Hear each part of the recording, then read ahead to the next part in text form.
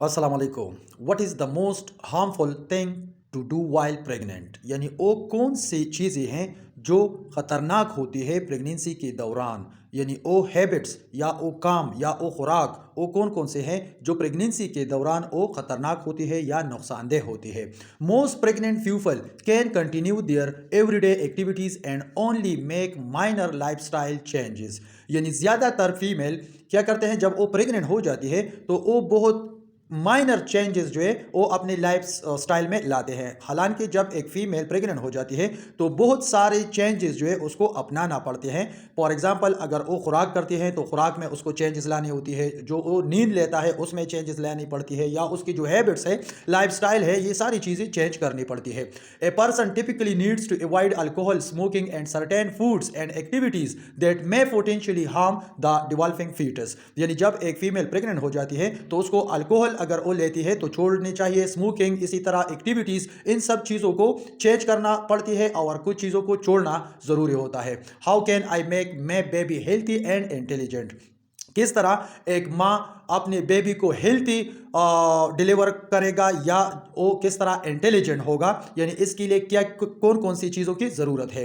ईट healthy, एक तो ये ज़रूरी होता है एक मदर के लिए कि जब वो प्रेग्नेंट हो जाती है तो वो उसकी खुराक जो हो वो क्या हो, बैलेंस डाइट हो और हेल्थी खुराक हो उसको लेना ज़रूरी है। Make certain you include foods that have a good content of omega 3 such as fish, soybeans and spinach in your diet. यानी उस फीमेल को यानी उस मदर को जो प्रेग्नेंट है उसको अपने खुराक में ओमेगा 3 लेना चाहिए, इसी तरह फिश लेना चाहिए, सोयाबीन्स लेना चाहिए, स्पैनिच लेना चाहिए। ये उनको मस्ट अपने डाइट में शामिल करना चाहिए, तब उसका बेबी जो है वो हेल्थी भी होगा और इंटेलिजेंट भी होगा। Also iron found in leafy vegetables like spinach helps the flow of oxygen to the baby's brain cells. इसी तरह आयरन भी बहुत ज़्यादा ज़रूरी होती है फीमेल के लिए, स्पेशली प्रेगनेंसी में। और ये कहाँ पे होती है? लीफी वेजिटेबल्स में, फॉर एग्जांपल स्पेनिच। और ये क्या काम करता है? ये जब बेबी को जो ब्लड जाती है तो उसमें ऑक्सीजन की मकदार को बढ़ाती है और उसको कैरी करते हैं, और ये ज़रूरी होती है बेबी की ब्रेन की सेल्स जो होते हैं उसकी नशोनुमा के लिए। Include nuts such as almonds and walnuts in your diet during your pregnancy. इसी तरह जब एक फीमेल प्रेग्नेंट हो जाती है तो उसके डाइट में, उसके खुराक में आलमंड्स और वॉलनट्स जो है इसको भी शामिल करना ज़रूरी है, ताकि उसकी बेबी जो है वो हेल्थी भी हो और साथ साथ में वो इंटेलिजेंट भी हो और साथ में मदर की हेल्थ भी अच्छी हो। How can I avoid problems during pregnancy? अब जब प्रेगनेंसी के दौरान कोई प्रॉब्लम्स हो तो उसको किस तरह हम अवॉइड करेंगे या किस तरह हम उसको अवॉइड कर सकते हैं। Commit to healthy choices to help prevent birth defects. इसी तरह एक प्रेग्नेंट फीमेल को या उस मदर को चाहिए कि वो हेल्थी चॉइसेस को अपनाए और उसी के थ्रू वो क्या कर सकता है, जो बर्थ डिफेक्ट्स होते हैं बेबी में उसको वो प्रिवेंट कर सकते हैं। यानी जो बुरे हैबिट्स हैं उसको छोड़ना चाहिए और बैलेंस डाइट लेना चाहिए। Get 400 microgram of folic acid every day, यानी फर्स्ट ट्राइमेस्टर में 400 माइक्रोग्राम फोलिक एसिड ज़रूर लेना चाहिए।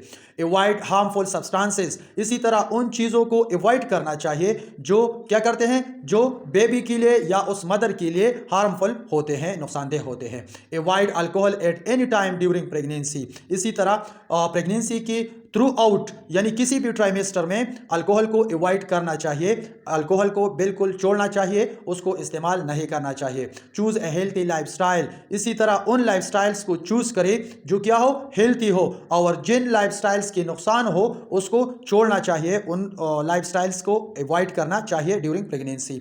कीप डायबिटीज़ अंडर कंट्रोल, इसी तरह अगर किसी मदर को डायबिटीज़ है, शुगर है, तो उस शुगर को कंट्रोल रखना बहुत ज़्यादा ज़रूरी है, क्योंकि उसी की वजह से बहुत सारे कॉम्प्लिकेशंस जो है वो होते हैं और बेबी को भी और उसकी मदर को भी।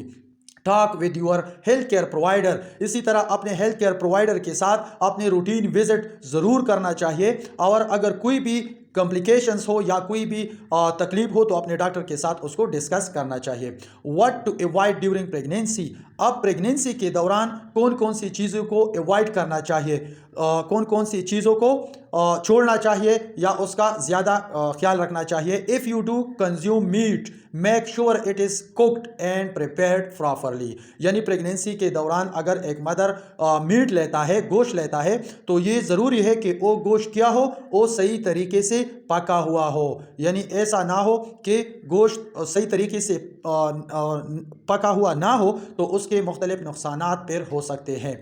डेयरी प्रोडक्ट शुड बी फेस्चराइज्ड, यानी अगर कोई प्रेग्नेंट मदर डेयरी प्रोडक्ट्स लेता है यानी मिल्क या दही वगैरह तो वो सही तरीके से फेस्चराइज्ड होना ज़रूरी है।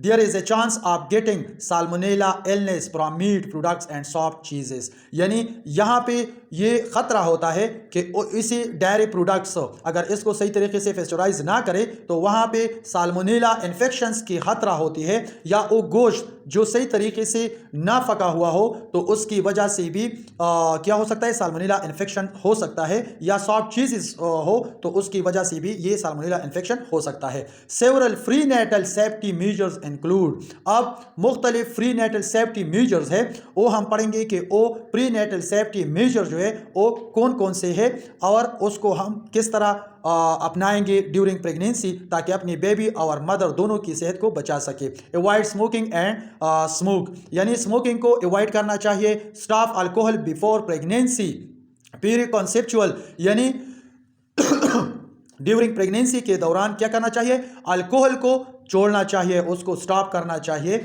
अवॉइड ईटिंग रॉ और अंडर कुक्ड मीट और फिश, इसी तरह ऑलरेडी हमने एक्सप्लेन किया कि प्रेगनेंसी के दौरान गोश्त को सही तरीके से पकाना चाहिए, अगर वो अंडर कुक्ड हो, वो मीट हो या फिश हो तो उसको अवॉइड करना चाहिए। Avoid deli meats and soft cheeses, इसी तरह जो डेली मीट्स होते हैं या सॉफ्ट चीज़ेस जो होती है उसको अवॉइड करना चाहिए। अगर ऐसा खुराक अवेलेबल है जो आपके लिए सूटेबल है तो ज़रूरी है कि सिर्फ उसी खुराक को खाया जाए और ऐसे खुराक जो आपके लिए नुकसानदेह है उसको अवॉइड करना चाहिए।